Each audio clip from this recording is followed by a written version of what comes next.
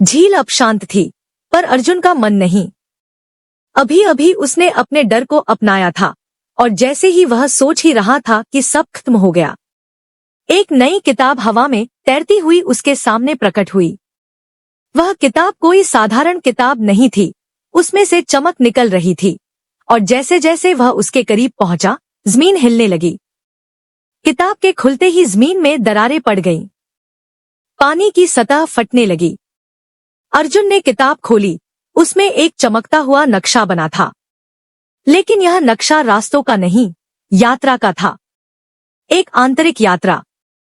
नक्शे ने उसे झील के पीछे की एक गुफा की ओर भेजा। वहां एक टूटा हुआ पत्थर का द्वार था, जिसके ऊपर लिखा था, जो स्वयं को खोता है वही असली द्वार पार करता है। अर्जुन ने दरवाजा छुआ और गहराई में चला गया। वहां अंधेरा था, लेकिन अंधेरे में ही उसकी यादें जिंदा हो उठीं। माँ की पुकार, पिता का कठोर चेहरा, एक टूटी दोस्ती। हर परछाई अब असली लग रही थी। वह घबरा गया, लेकिन उसने आंखें बंद की और कहा, मैं डरता नहीं, मैं स्वीकार करता हूं।